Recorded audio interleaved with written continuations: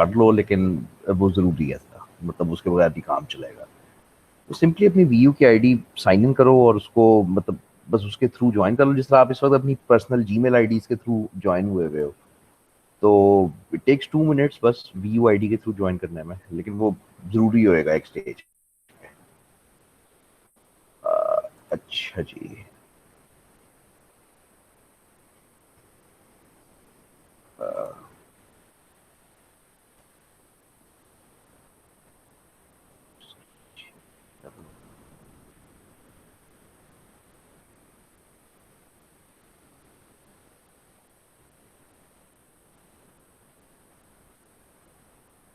अच्छा भाई, अब पता नहीं आपने स्टार्ट किया है या नहीं।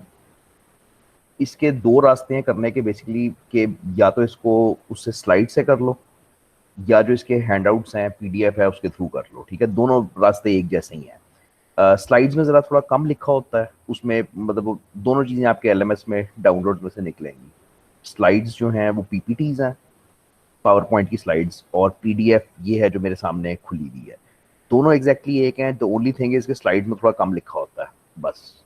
तो पीडीएफ ज़रा ज़्यादा अच्छी रहती है, मतलब हैंडआउट ज़्यादा अच्छे रहते हैं।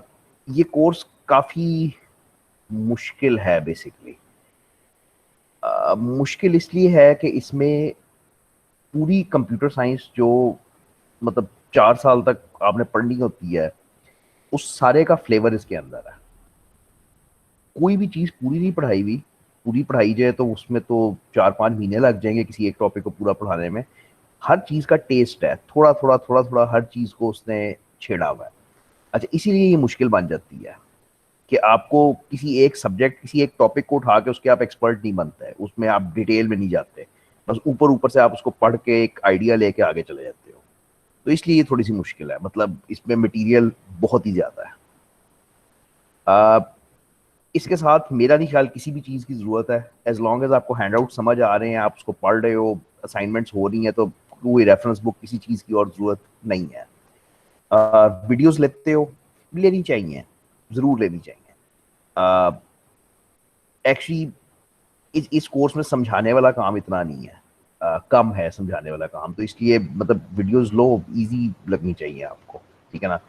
द स्टार्ट इसका बहुत इजी है, लेकिन फिर ये आहिस्ता आहिस्ता तुम्हें पता चलेगा कि ये मुश्किल हो जाएगी।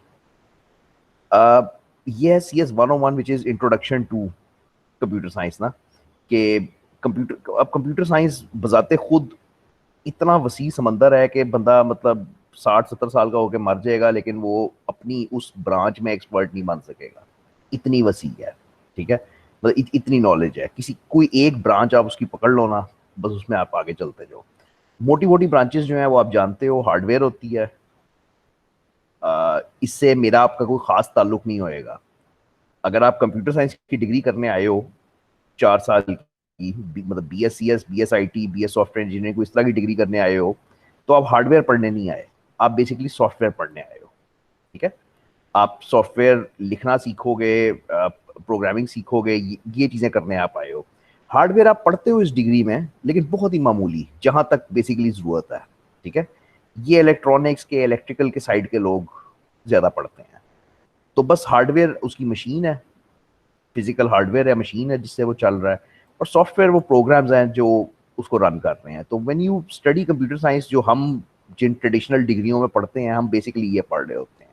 ठीक है, और सॉफ्टवेयर के अंदर बेसिकली प्रोग्रामिंग है सारी। All software is programming.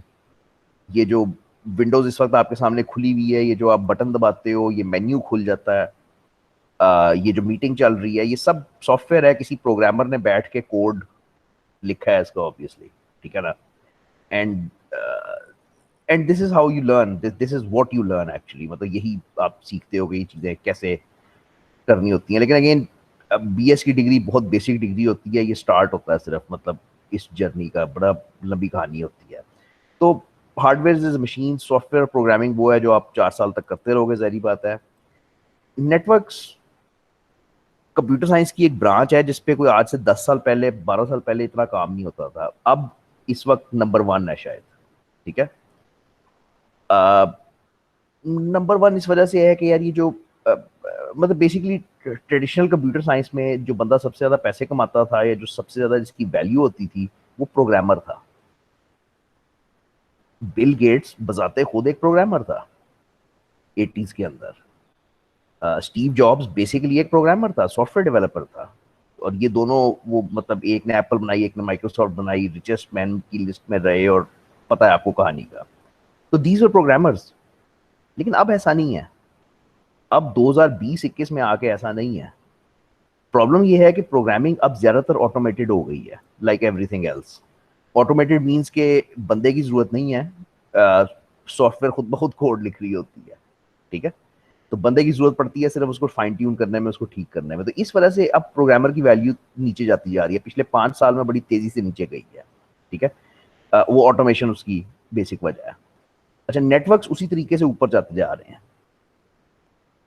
Networking, अब सारी दुनिया आपस में कनेक्टेड है। पहले ये हुआ कि आपके टेलीफोन्स होते थे, टेलीफोन उठाते थे तो आप दूसरी दुनिया के दूसरे कोने में कनेक्ट हो जाते थे। वेरी गुड, ठीक हो गया। फिर इंटरनेट आया, जिसने ये किया कि अब 24 घंटे मेरा लैपटॉप दुनिया के साथ कनेक्टेड है। वेरी गुड, ये भी ठीक हो गया। अब इसका नेक्स्ट स्टेप ये है कि आपके घर की कुर्सियां, फ्रिज, लाइटें, पंखे, ये सब इंटरनेट से कनेक्ट हो जाएंगे। आईओटी जिसको कहते हो, इंटरनेट ऑफ थिंग्स। तो अब नेटवर्क्स और साइबर सिक्योरिटी बहुत ही इंपॉर्टेंट टॉपिक बन गया है। कि मतलब प्रॉब्लम ये है कि पहले तो मैं आपके कंप्यूटर में हैक करता था, तो मैं उसमें से आपका डेटा चोरी कर लेता था। अच्छा, फिर थोड़ा आगे गए तो प्रॉब्लम ये हुआ कि आपके फोन्स के अंदर जब हैक हुआ तो आपकी पर्सनल तस्वीरें गई। प्रॉब्लम थोड़ा बढ़ गया। अच्छा, अब प्रॉब्लम ये है कि मैं आपके घर के अंदर हैक करके और आपके पंखे को उल्टा चला सकता हूँ और लाइटों को बंद कर सकता हूँ। मतलब ये प्रॉब्लम मतलब शुरू हो जाएगी। तो नेटवर्क और साइबर सिक्योरिटी इस वक्त एक बहुत ही मतलब हैपनिंग टॉपिक है, बहुत ही हैपनिंग टॉपिक है। लेकिन again, entry level degree computer science ही है। मतलब बीएस कंप्यूटर साइंस ही करके फिर आप बंदा उसकी तरफ आगे जाता है। ग्राफिक्स, ग्राफिक्स ग्राफिक्स क्या कहूँ, इस पे काम हो चुका है सारा जो होना था। मतलब वो 3D रेंडरिंग और वो जो 3D विजन वीडियोस आप देखते हो, मतलब तकरीबन सारा काम हो चुका है। मतलब आई डोंट नो फ्यूचर में क्या होएगा, को 4D आ जाएगी या नहीं, लेकिन बहरहाल आई डोंट थिंक कि इस पे इस वक्त बहुत ज्यादा दुनिया में काम हो रहा है। रोबोटिक्स आर्टिफिशियल इंटेलिजेंस का हिस्सा है, और ये अगले 20-25 साल है कि इन्होंने ही हमें बेसिकली डोमिनेट करना है। बल्कि ये आ चुके हैं ना। मतलब गाड़ियां खुद ब खुद चलती हैं आजकल, ड्राइवर की कोई ज़रूरत नहीं है। इवन जो डॉक्टर्स आपका ऑपरेशन करते हैं, बंदा काट के अंदर से चीज़ें ठीक करके फिर बंदा बंद करते हैं, उनकी भी वो खास ज़रूरत अब नहीं रह रही, क्योंकि रोबोट्स उससे बेहतर कर सकते हैं। रोबोट्स थकते नहीं हैं, गलती नहीं करते, मतलब they can do it better. But this is the future again, जो आ रहा है बड़ी तेजी से। ये एआई के जिम्रे में आता है। डेटाबेसेस अगेन एक ब्रांच ऑफ कंप्यूटर साइंस जो पिछले 30 साल तक बहुत इंपॉर्टेंट रही है, मेरा ख्याल है आगे भी रहेगी। This is just a repository of data, जहाँ पे डेटा आप स्टोर करते हो सारा। हर वेबसाइट के पीछे बेसिकली एक डेटाबेस है ना। जब तुम फेसबुक पे लॉगिन करते हो, अपना आईडी और पासवर्ड डालते हो, तो वो कैसे लॉगिन हो जाता है, उसको कैसे पता चलता है कि आईडी पासवर्ड ठीक है? यानी पीछे कहीं पे किसी डेटाबेस में वो स्टोर्ड होता है। ठीक है। और उससे वो चेक करके आपको वैलिडेट कर देता है। सिक्योरिटी की मैंने बात की है, साइबर सिक्योरिटी में ये वही वो है बात। मतलब मैं कहना ये चाह रहा हूँ कि एक्चुअली यही सारा तुम्हारा कोर्स है यार। एक्चुअली यही सारा जो है ना, कि CS 101 में तुम इन्हीं सारे टॉपिक्स को थोड़ा थोड़ा सा छेड़ोगे। ठीक है। ऑब्वियसली सारा नहीं पढ़ सकते, तो यही तकरीबन आपका कोर्स आएगा। कंप्यूटर साइंस दुनिया में कहाँ इस्तेमाल हो रही है देखना नॉर्मल सी बात है, बिल्कुल। अच्छा, कंप्यूटर साइंस की इस वक्त जो जॉब्स हैं मार्केट में, ये अच्छा पॉइंट है वैसे। एक्चुअली कंप्यूटर साइंस की जो जॉब्स हैं मार्केट में, या CS की डिग्री करने के बाद जॉब मार्केट कैसी है? ठीक है। मेरे ख्याल आपको पता होएगा कि बहुत अच्छी है। वो इस वजह से क्योंकि अब लोग सारा कुछ छोड़ के CS की डिग्रीज करते हैं। मेरा ख्याल है ये विजन, ये लोगों को पता लग गया है कि अ, इसमें फ्यूचर अच्छा है। ठीक है। लेकिन ये मुश्किल भी उतना ही है। मतलब it's a extremely technical degree, जिसमें डिग्री बजाते खुद कोई मानी नहीं रखती। ये भी बड़ी मजेदार बात है। डिग्री बस इतनी इंपॉर्टेंट है आपके लिए कि आप कर जो किसी तरीके से, बस आप एंड पे ख़त्म कर जो, तो कंप्लीट हो जाए आपकी डिग्री, आप कह सको कि हाँ जी मैंने ऑनर्स डिग्री की है। डिग्री बजाते खुद ना तो आपको अच्छी जॉब लैंड करवाएगी, ना कुछ और आपके लिए करेगी, कुछ भी नहीं, नथिंग। प्रॉब्लम ये है कि कंप्यूटर साइंस का ग्रेजुएट जब जाके इंटरव्यू की टेबल में बैठता है तो उसके हाथ में कागज पेंसिल पकड़ाई जाती है, उससे कहा जाता है कि फलाना काम करो, फलाना काम करो, फलाना काम करो। 3 काम यूजुअली कहे जाते हैं, और उसमें 10 मिनट में पता चल जाता है कि उस बंदे को कुछ आता है या नहीं आता। ठीक है, कंप्यूटर साइंस हुनर है, स्किल है। It's not about getting 4 GPA, 3.5 GPA, because that won't get you anywhere. आप 3.8 GPA लेके अगर एक इंटरव्यू की टेबल में बैठ के एक फॉर का लूप नहीं लिख पा रहे, तो वो क्या करेगी 3.8 की डिग्री आपकी? कुछ भी नहीं करेगी। अगले को 1 सेकंड में पता चल जाता है कि बंदे को काम करना नहीं आता। तो ये हुनर है ना यार, देखो हुनर है। तो हुनर तो आप किसी के सामने जब डिस्प्ले करोगे तो 2 ही आंसर आएंगे, या तो कर सकते हो या नहीं कर सकते।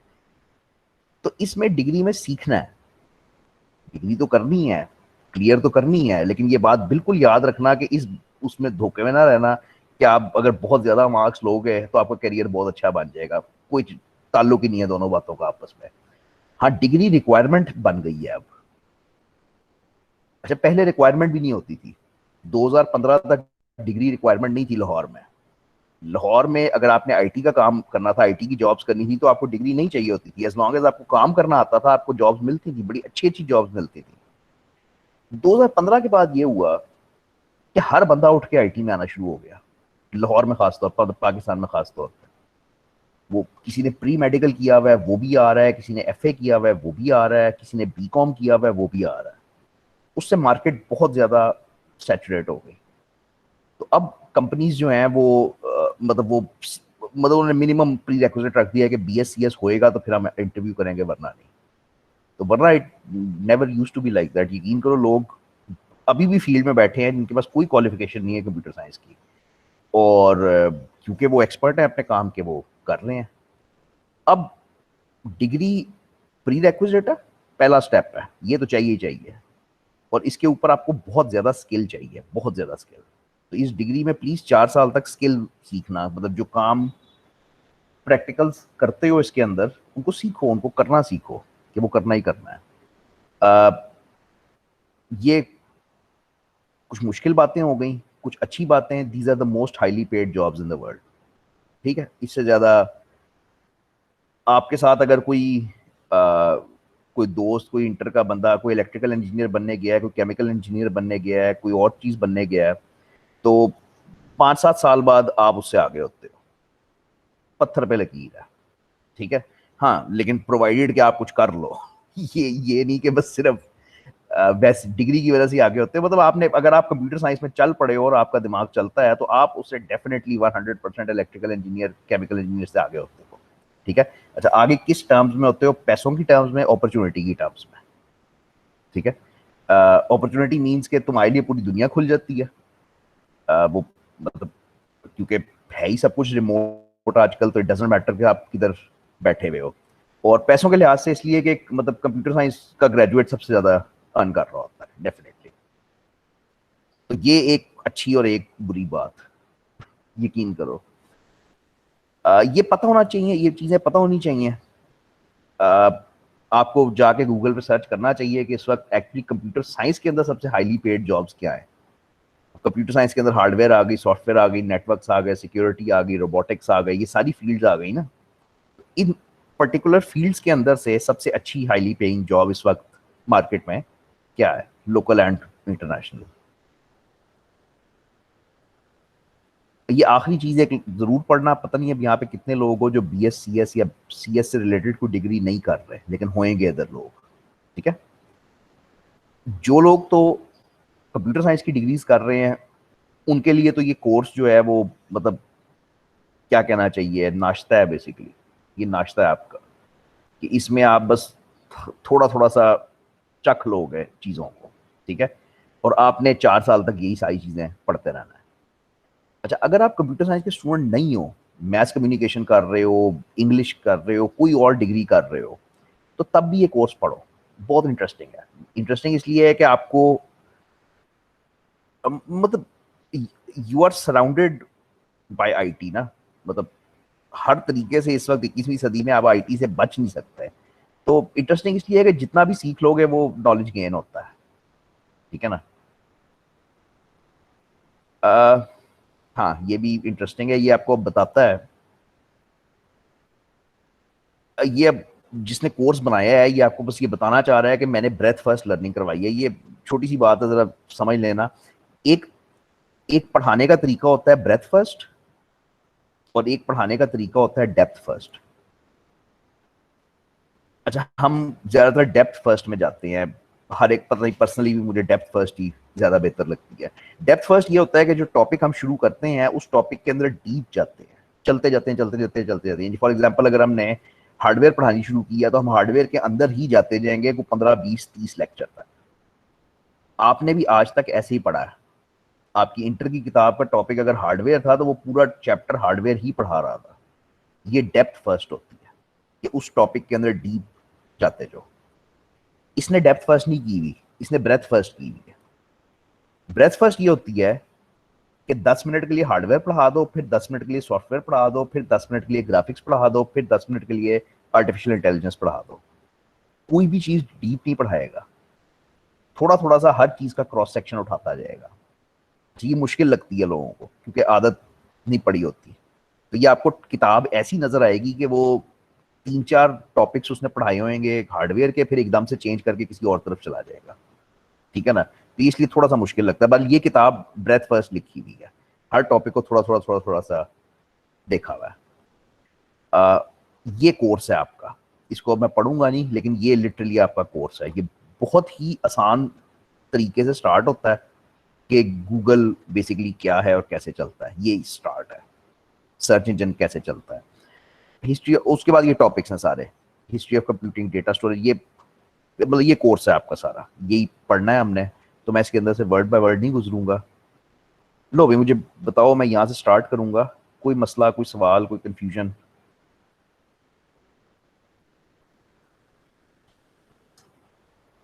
कुछ पूछना चाहते हो?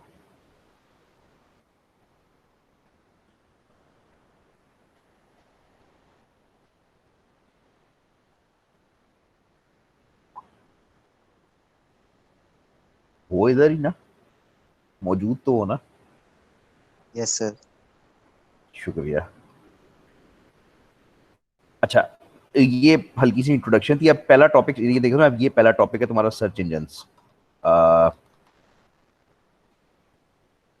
ये मॉड्यूल 2 अच्छा है क्योंकि ये पूरी किताब की समरी है। तो पहला टॉपिक किताब में सर्च इंजन है, फिर हिस्ट्री ऑफ कंप्यूटिंग है, फिर डेटा स्टोरेज है। तो ये बड़ा ही बहुत ही हल्का सा, बहुत ही इजी सा स्टार्ट होता है। तो मैं शायद हंसी भी आए थोड़ी सी चीज़ों पे कि यार ये क्या करवा रहा है।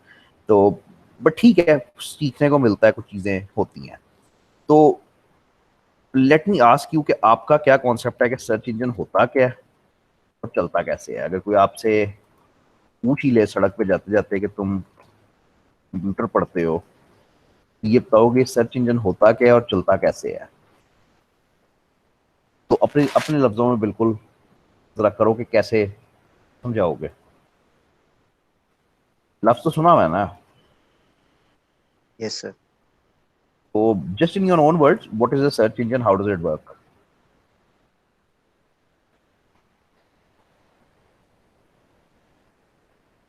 अच्छा चलो एग्जांपल्स दे दो अगर ये मुश्किल लग रहा है तो।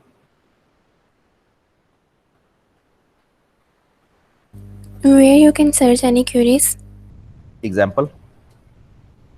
Google. Anything else? एग्जैक्टली, बहुत अच्छा आंसर है क्योंकि वो एक्चुअली अब आजकल के जमाने में बस गूगल ही है ठीक है, आप कहीं और नहीं जाते। तो किसी को हिस्ट्री पता है, आज आज के जमाने में ये 100% करेक्ट आंसर है, ठीक है। लेकिन आज से 10 साल पीछे जाओ या 5 साल पीछे जाओ तो सर्च इंजन में काफी कंपटीशन था। अच्छा अब तो गूगल खा गया ना सबको, Google is so big, Google का मार्केट शेयर मेरा ख्याल है 80% के करीब है, ये शायद 90% हो गया, मुझे याद नहीं है। आप अगेन गूगल करोगे तो आपको पता चल जाएगा। लेकिन बहरहाल सर्च मार्केट में गूगल का शेयर इस वक्त 80 90% के करीब है, विच मीन्स कि बंदा नॉर्मल बंदा कोई और सर्च इंजन खोलता ही नहीं है, ठीक है। तो सर्च इंजन है क्या? Where you can search any queries, that's fine. तो it's usually a website, it's usually an application, it's usually a software. It मतलब बहुत जनरल टर्म्स में इट्स अ सॉफ्टवेयर जो इसमें आप कोई क्वेरीज सर्च कर सकते हो, ठीक है। क्वेरीज, क्वेश्चंस, क्वेरीज मींस के वो क्वेश्चंस जो आप उस सर्च इंजन को पूछ रहे हो, राइट। तो गूगल से पहले, बल्कि अभी भी, मतलब बिंग काफी बड़ा है, बिंग का अभी भी होएगा मार्केट शेयर 5-10% होएगा। ये माइक्रोसॉफ्ट का सर्च इंजन है, ठीक है। कभी यूज किया आपने? प्रोबेबली कभी नहीं किया, लेकिन बहरहाल बिंग मौजूद है। और बिंग का शेयर अमेरिका की मार्केट में बहुत ज्यादा है, वर्ल्ड वाइड तो नहीं है, लेकिन अमेरिका की मार्केट में काफी ज्यादा है। पहला जो जो दुनिया में पहला था वो गालबन याहू था। शायद मैं गलत कह रहा हूँ, शायद दूसरा हो, पता नहीं, लेकिन बहरहाल जो फर्स्ट सक्सेसफुल बड़ा सर्च इंजन था वो याहू था। अगेन आपने यूज किया है आज कल? नहीं, आपको तो प्रोबेबली नाम सुना होगा लेकिन यूज कभी नहीं किया होगा, लेकिन बहुत ज्यादा यूज होता था सन 2000 से लेके सन 2010 तक।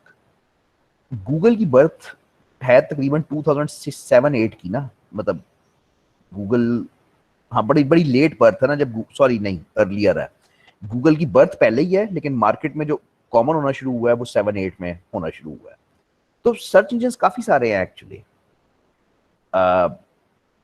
लेकिन अगेन ये बात बिल्कुल ठीक है कि आजकल हम everything is on Google. In fact Google को वो लफ्ज को ही आप वो कहते हो कि वो सर्च बन गया है, बिल्कुल यही है, ठीक है। ये तो हो गया कि what is a search engine, काम कैसे करता है। आपका क्या ख्याल है कि काम सर्च इंजन कैसे करते हैं? आप एक सर्च क्वेरी टाइप करते हो, आ, कुछ भी, for example services hospital telephone number, ये एक सर्च क्वेरी है, कर ही लेते हैं। तो सर्विसेज हॉस्पिटल टेलीफोन, ठीक है, आपने क्वेरी टाइप की और ये कुछ रिजल्ट्स निकल आए। इसको जरा नंबर को देखो, ये क्या लिखा हुआ है। ये 0.7 सेकेंड्स लगे हैं इस क्वेरी को रिजल्ट्स लेके आने में, और ये 789 मिलियन रिजल्ट्स लेके आया। ये कैसे हुआ? सवाल ये था मेरा कि ये जो सर्च इंजन चलता है ये चलता किस बेस पे है, कैसे चलता है। मुझे एग्जैक्ट आंसर नहीं चाहिए क्योंकि एग्जैक्ट आंसर बड़ा लंबा है, लेकिन कुछ कीवर्ड्स, कुछ थोड़ा सा आइडिया कि आपको दिमाग में चल रहा है कि ये कैसे काम करता है।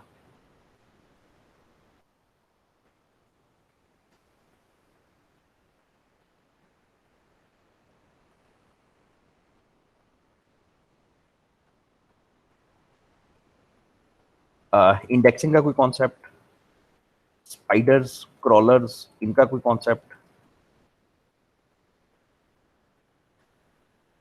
मेटा डेटा का कोई कॉन्सेप्ट। ये बेसिकली टूल्स हैं जो जिनके जरिए से ये सारा कुछ हो रहा है। अच्छा, ये शुक्र है कि फिलहाल आपके कोर्स में नहीं है बस मैं सिर्फ एक इंटरेस्ट के लिए बता रहा हूँ क्योंकि टॉपिक वो पढ़ रहे हो, ठीक है। अगर ये आपके कोर्स में होते तो बस आज हम सिर्फ यही कर रहे होते। ये इतनी डिटेल्ड चीजें हैं।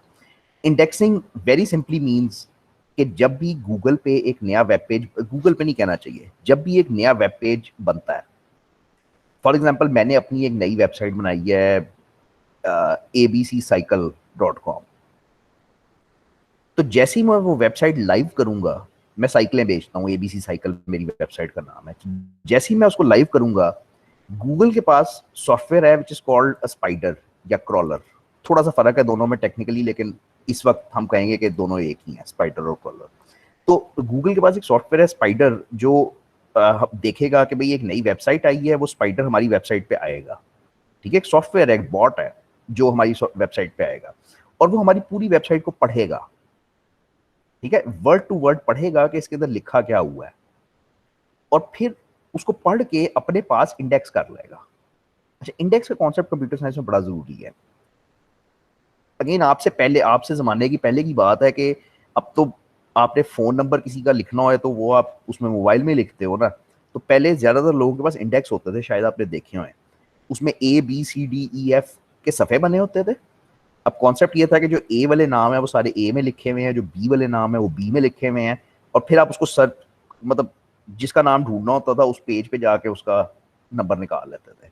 बिल्कुल इसी तरह से स्पाइडर ये करता है कि हमारी वेबसाइट को पढ़ता है, देखता है, हिसाब लगाता है कि अच्छा यार ये साइकिलों की वेबसाइट है और ये बंदा साइकिलें बेचता है, तो वो अपने इंडेक्स में जाके कहीं पे पीछे अपनी डेटाबेस में लिख लेता है कि यार साइकिलों के लिए जब कोई बंदा आएगा मेरे पास साइकिलों की क्वेरी लेके, तो ये एबीसी साइकिल भी एक बंदा है जिसको मैं जो जो दुनिया में मौजूद है, ठीक है।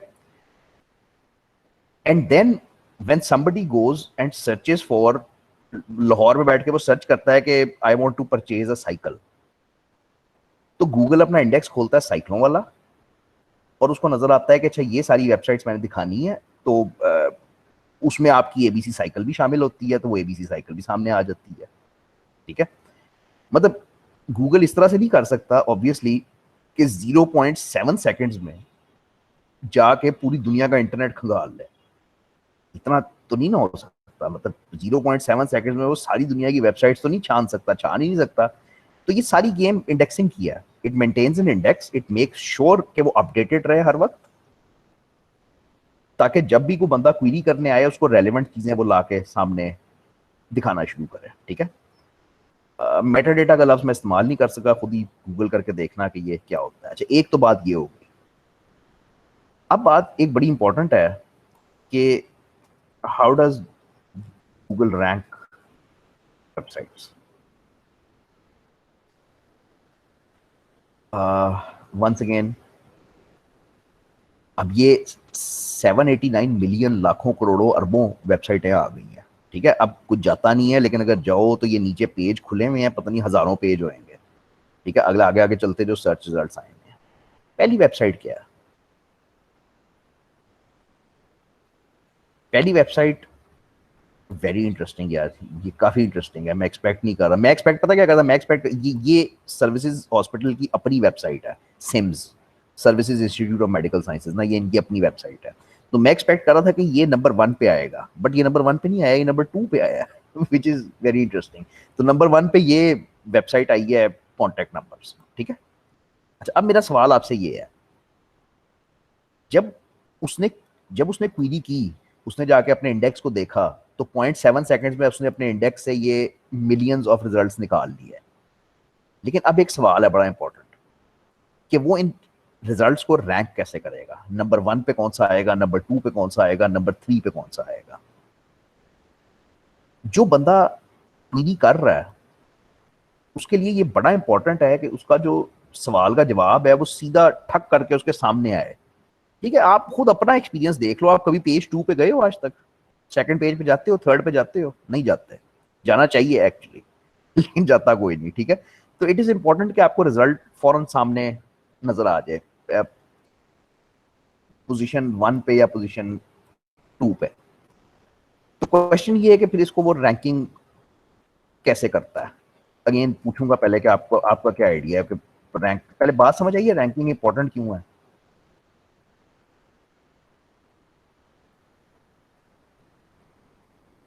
अब ये बहुत लंबी गेम है, लेकिन बेसिकली अगर आसान बात करनी है तो रेलेवेंस है। रेलेवेंस का मतलब ये है कि हो सकता है एक साइकिलों की वेबसाइट हो जिसपे लिखा हुआ है सर्विसेज अस्पताल का क्या नंबर है, अजीब सी बात है लेकिन समझो जरा। हो सकता है एक साइकिलों की वेबसाइट हो जिसपे नीचे लिखा हुआ है कि सर्विसेज हॉस्पिटल के, if you have an accident with cycle please contact services hospital, ये नंबर लिखा हुआ है। अब नंबर उस वेबसाइट पे भी है और नंबर सर्विसेज की अपनी वेबसाइट पे भी है। दोनों सर्च रिजल्ट्स में, क्वेरी में दोनों रिजल्ट्स वापस आएंगे। अब रैंक किसको ऊपर करना है, जो ज्यादा रेलेवेंट है। अब रेलेवेंस कैसे पता चलेगी यहाँ पे कि गूगल कहेगा कि यार ये तो साइकिलों की वेबसाइट है, इसका अस्पताल से क्या ताल्लुक, और दूसरी तरफ देखेगा कि ये अस्पताल की अपनी वेबसाइट है, तो रेलेवेंट कौन सी हुई ज्यादा, अस्पताल की अपनी वेबसाइट, उसको लाके ऊपर उठाएगा, ठीक है। ये इजियर सेड देन डन, बहुत मैंने आसान तरीके से ये बोल दिया, ये इतना आसान नहीं है। इसके ऊपर पूरा एक सब्जेक्ट है जो जिसको एसईओ कहते हो। एसईओ स्टैंड्स फॉर, वैसे तो पता होगा लेकिन सर्च इंजन ऑप्टिमाइजेशन। ये बड़ा ही क्रूशल एक सब्जेक्ट है ना, बड़ा इंपॉर्टेंट सब्जेक्ट है कि आपने रैंकिंग अपनी ऊपर लानी है। ये तो बात हमने की है ना सिंपल सर्च क्वेरी की। अब लोग क्या कर रहे हैं, लोग तो चीजें बेच रहे हैं, मतलब ई कॉमर्स कर रहे हैं। फॉर एग्जांपल मैं परचेज साइकिल करना चाहता हूँ ऑनलाइन, ऑनलाइन मैं खरीदना चाहता हूँ, मैं साइकिल इस वक्त खरीदना चाहता हूँ, ठीक है। कितना माठा काम है कि पाकिस्तान में कुछ लाहौर में साइकिल ही नहीं बेच रहा ऑनलाइन, कुछ और खरीदो, वो दराज आ जाएगी आपकी वेबसाइट। बहरहाल चलो खैर, समझने की कोशिश करो। मैं कहता हूँ परचेज साइकिल। अब मेरी जो एबीसी साइकिल की दुकान थी, अगर वो चौथे सफे पे आती है सर्च होके, अगर वो फॉर एग्जांपल इमेजिन करोगे वो फोर्थ पेज पे गूगल उसको रैंक कर रहा है, तो वो खरीदेगा आके मुझसे? नहीं खरीदेगा। तो बिजनेसेस बहुत ज्यादा पैसा खर्च करते हैं और कर रहे हैं इस वक्त टू इंश्योर कि उनके बिजनेसेस की वेबसाइट्स पेज 1 पे आए, और पेज 1 पे भी ऊपर आए, रैंक 1 या 2 पे आए, कि पहली 1-2 वेबसाइट्स में वो आए, ठीक है। अब आप लोग भी ऑनलाइन अब चीजें खरीदते हो गए, आपके घर में भी ऑनलाइन खरीदिए। कोविड में तो बहुत ही ज्यादा हो गया, लेकिन जनरली वेस्ट के अंदर अब ऑनलाइन शॉपिंग एक बहुत ही कॉमन प्रैक्टिस है, बहुत ही कॉमन प्रैक्टिस। तो बिजनेसेस को ये इंश्योर करना है कि उनकी वेबसाइट्स ऊपर आए। अच्छा, अब वो वेबसाइट्स ऊपर लाने के लिए अपनी वेबसाइट्स को ऑप्टिमाइज करवाते हैं। ये पूरा एक सब्जेक्ट है एसईओ का, एंड दे पे very good money for it, ठीक है। मतलब ये ज्यादातर वैसे सारी करते हैं, लेकिन ज्यादातर ई कॉमर्स बिजनेसेस होते हैं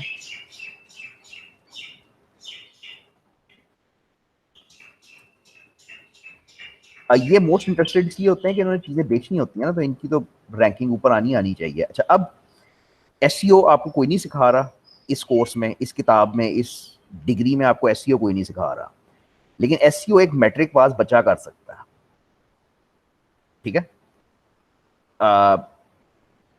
इंटरेस्ट की बात है, सेल्फ लर्निंग की बात है कि तुम जिंदगी में क्या करना चाहते हो, कितना आगे जाना चाहते हो।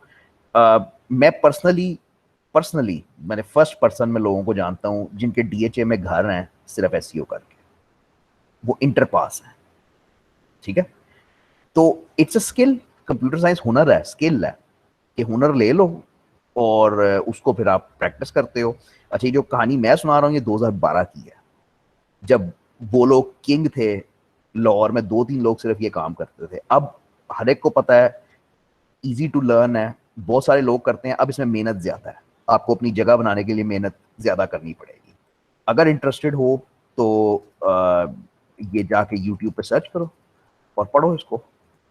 ये उसका क्या नाम है, डिजी स्किल्स, डिजी स्किल्स के कोर्सेज हैं, तो फ्री हैं, एब्सोल्युटली फ्री हैं, यूट्यूब पे पढ़े हुए हैं।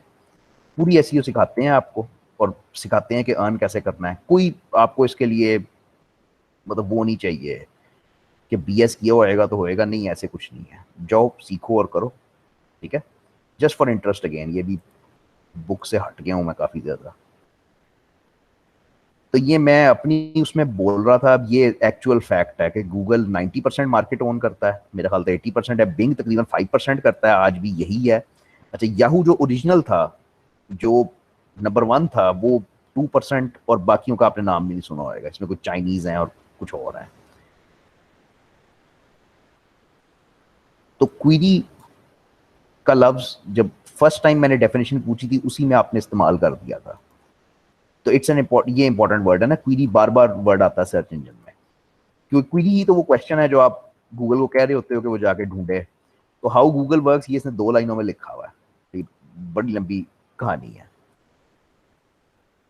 तो सर्चिंग ऑन गूगल आपको आती है, माइक्रोफोन आपको इस्तेमाल करना आता है। यार ये एक एग्जाम्पल सा है बस। फ्लिप अ कॉइन समझते हो क्या, क्या मतलब हुआ?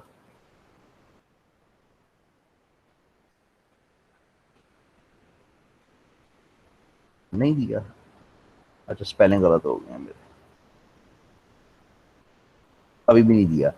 फ्लिप अ कॉइन समझते हो, मतलब वो करना, हेड या टेल आया है, ठीक है। तो वो कह रहा है कि आप गूगल से रिक्वेस्ट, बजाय इसके कि आप खुद कॉइन फ्लिप करो, आप गूगल से रिक्वेस्ट करते हो कि मेरे लिए कॉइन फ्लिप कर लो।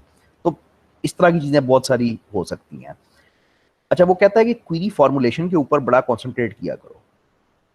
देखो, अब मुझे नहीं पता तुम्हें ये जो मैं पिछले आधे घंटे से बोल रहा हूँ ये पहले से पता था या नहीं पता था। तो अगर नहीं पता था तो इससे पहले जब तुम क्वेरी लिखते थे तुम्हारा दिमाग एक और तरीके से चलना चाहिए था कि बस तुम क्वेरी लिख देते थे। लेकिन अब तुम्हें समझ आनी चाहिए कि अच्छा यार गूगल इस तरीके से काम कर रहा है तो मुझे इस तरीके से क्वेरी लिखनी। तो वो बेसिकली कहता है कि तुम्हारी क्वेरी जितनी अच्छी होएगी, जितनी एक्यूरेट होएगी, उतनी जल्दी तुम रिजल्ट्स निकाल सकोगे। ठीक है। फॉर एग्जाम्पल सिर में दर्द हो रहा है तो ये ना लिख दो कि सिर में दर्द हो रहा है, उसका जो प्रॉपर टर्म है उसकी वो लिखो। होएगा क्या कि इससे तुम फौरन अपनी रेलिवेंट वेबसाइट्स तक पहुंच जाओगे। पहुंच इससे भी जाओगे लेकिन थोड़ी देर लगेगी, दूसरे पेज पे जाओगे, तीसरे पे जाओगे, इससे तुम फौरन एग्जैक्ट अपनी वेबसाइट पे पहुंच जाओगे। तो वो कहता है कि सर्च करते वक्त, और ये बात वाकई ठीक है कि जब आप कोई मेडिकल सिचुएशन सर्च करते हो ना तो वो लफ्ज एग्जैक्टली वैसे ही लिखा करो तो आपको एक फौरन सोल्यूशन मिलता है। अच्छा, इसी तरह से वो कहता है कि अगर तुम ढूंढ रहे हो कि वर्चुअल यूनिवर्सिटी का इंचार्ज कौन है आजकल, तो तुम लिख सकते हो हेड ऑफ वर्चुअल यूनिवर्सिटी। लेकिन इससे बेहतर लफ्ज होएगा कि अगर तुम rector of virtual university use करो। यूनिवर्सिटीज में प्रिंसिपल्स नहीं होते, रेक्टर्स होते हैं। तो रेक्टर एक्चुअली वो है जो हेड ऑफ वो होता है। तो ये मतलब लिटरली अभी डालोगे और आपको पता चलना चाहिए कि आपकी यूनिवर्सिटी का रेक्टर कौन है। तो ये नवीद मलिक है। ठीक है। अगेन हेड भी डालोगे, हेड से काम शायद हो जाए बट थोड़ी देर लगेगी। सॉरी। ठीक है, हेड हेड से मैंने डाला है तो वो कोई लिंक्डइन की वेबसाइट खुल गई है, कोई एलएमएस खुल गया है, मुझे एग्जैक्ट फॉरन वो आंसर नहीं मिला, मुझे थोड़ी देर और आगे डिटेल में जाना पड़ेगा। तो बस यही बात है। ठीक है कि जितना ये कहना क्या चाह रहा है, ये कहना चाह रहा है कि तुम जितना अपनी क्वेरी को अच्छा एक्यूरेटली लिखोगे उतनी जल्दी से तुम्हें रिजल्ट्स मिलते हैं। तो you need to think about a little bit कि आप जब लिख रहे हो तो। अच्छा, छोटी छोटी बातें हैं, कैपिटलाइजेशन से कोई फर्क नहीं पड़ता। गूगल को कोई फर्क नहीं पड़ता तुमने कंप्यूटर साइंस कैपिटल में लिखा है या स्मॉल में लिखा है, सर्च इंजन के रिजल्ट्स सेम आएंगे। भाई क्या बताऊं मैं इसमें आपको वेदर सर्चिंग में। ठीक है, कुछ भी नहीं बता सकता, मैं लिखता हूँ वेदर ऑफ लाहौर बस। ठीक है, मेरे पास वेदर ऑफ लाहौर खुल जाता है, बारिश है आज। मतलब कुछ बताने वाली बात नहीं है, बस देख लेना। अच्छा, ये पता नहीं आप लोग करते हो या नहीं, मैं तो नहीं करता लेकिन शायद आजकल की जनरेशन करती है ये। तो मैं कहता हूँ कि 12 मल्टीप्लाई बाय 34 करना है। तो अब कैलकुलेटर कौन खोले, कि आप कैलकुलेटर कौन खोले, गूगल को आप एज अ कैलकुलेटर इस्तेमाल करते हो। ठीक है, आप कोई भी मैथमेटिक्स की क्वेरी डालते हो तो ये खुद ब खुद कैलकुलेटर मोड में आ जाता है और आपको आंसर दे देता है। ठीक है। अगेन पर्सनल वो है, I don't really use it but हाँ कर सकते हो। अच्छा, ये इसमें मुश्किल कैलकुलेशंस भी कर सकते हो, ये साइन कॉस टैन इस तरह की चीजें भी कर सकते हो। करेंसी कन्वर्जन बड़ा हॉट टॉपिक होता है। आप सिंपली लिखते हो यूएसडी टू पीकेआर,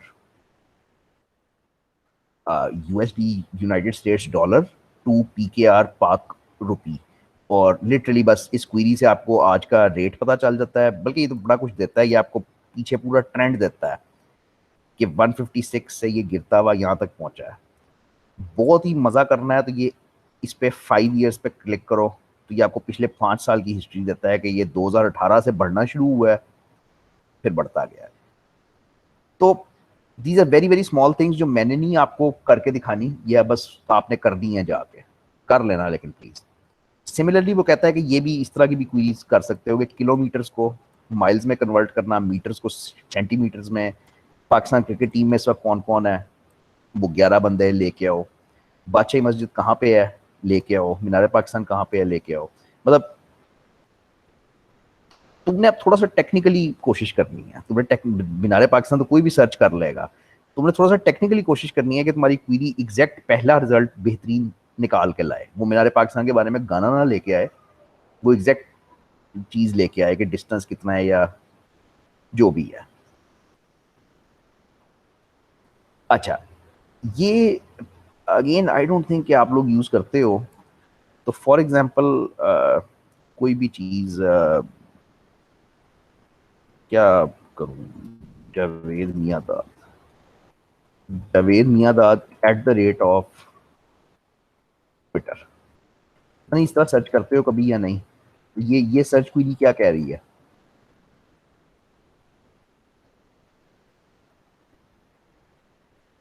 तो ये जो एट द रेट ऑफ है ना, ये सोशल प्लेटफॉर्म्स के लिए यूज होता है कि अगर आप एट द सर्च क्वेरी तो सिंपल है ना, मैं जावेद मियादाद को ढूंढ रहा हूँ कि जावेद मियादाद के पेजेस ला के दो।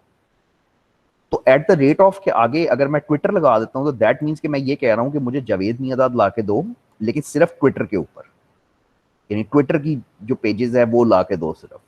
तो सिमिलरली आगे फेसबुक लिख दोगे तो वो सिर्फ फेसबुक के पेजेस आ जाएंगे। मतलब इसके रिजल्ट्स देखो ना, ट्विटर ट्विटर, ठीक है, ये सारे रिजल्ट्स जो है वो ट्विटर के होंगे।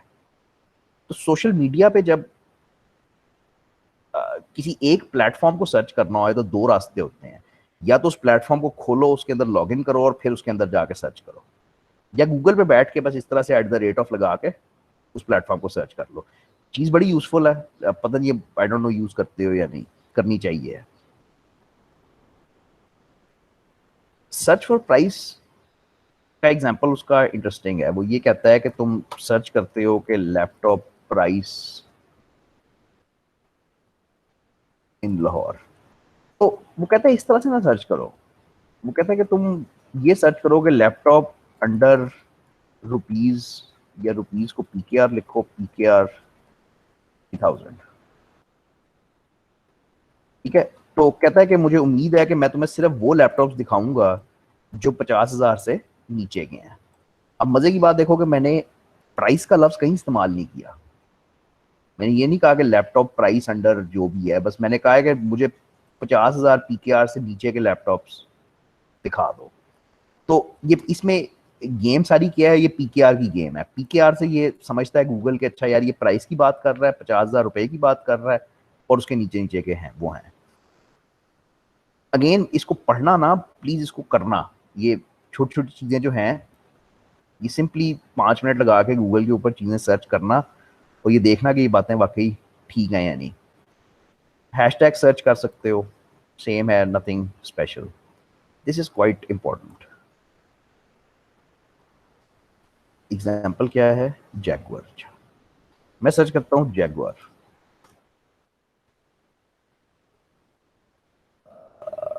अच्छा हाँ बस ठीक है, ये गुड हो गया। अब जैगुआर दो चीजें हैं दुनिया में, ठीक है, ये इसलिए अच्छा एग्जाम्पल है।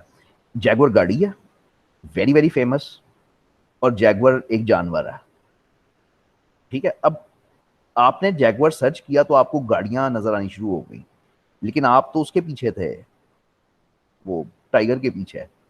तो इसमें से बेसिकली मैं कहता हूं minus cars, Jaguar minus cars. Minus जो है वो गूगल को ये बता रहा है कि मुझे बेसिकली जैगुआर के पेजेस ला के दो, लेकिन उसमें कार्स नहीं होनी चाहिए। तो ये काफी करीब आ जाएगा, बेहतर हो जाएगी सर्च हमारी, ठीक है। अब पहली वेबसाइट जो खुली है वो WWF की खुली है, तो पहली ही जो है वो मतलब क्लियरली नजर आ गया कि वो ये सही, और ये देखो ये आपके जैगुआर ठीक हो गए। ये बड़ा इंपॉर्टेंट है, excluding results from a query. दोबारा करूंगा, जब मैं खाली जैगुआर लिख रहा था तो अब मुझे बहुत सारे रिजल्ट्स मिल रहे थे जिसमें गाड़ियां भी शामिल थी। मैंने कहा नहीं मुझे गाड़ियां नहीं चाहिए, तो मैं गाड़ियां ढूंढ ही नहीं रहा, मैं तो कुछ और ढूंढ रहा हूँ। तो मैंने क्वेरी यूज की Jaguar minus cars, which means के गाड़ियों के पेजेस उसने साइड पे निकाल दिए, ठीक है। ये कहीं पे भी यूज कर सकते हो, इवन जो आपके ईमेल सॉफ्टवेयर हैं उनके अंदर भी ये चीजें यूज कर सकते हो। बस मैं रुक जाता हूँ यहाँ पे क्योंकि अब इसके आगे इंपॉर्टेंट हो जाएगा। हाँ अब इसके आगे चीजें सारी इंपॉर्टेंट हो जाएंगी, तो बस यहाँ से अब मैं नेक्स्ट टाइम स्टार्ट करूंगा, ठीक है भाई। आसान सा काम है, स्टार्ट बड़ा आसान है, आगे जाके काफी काम खराब करेगा, लेकिन स्टार्ट काफी आसान है।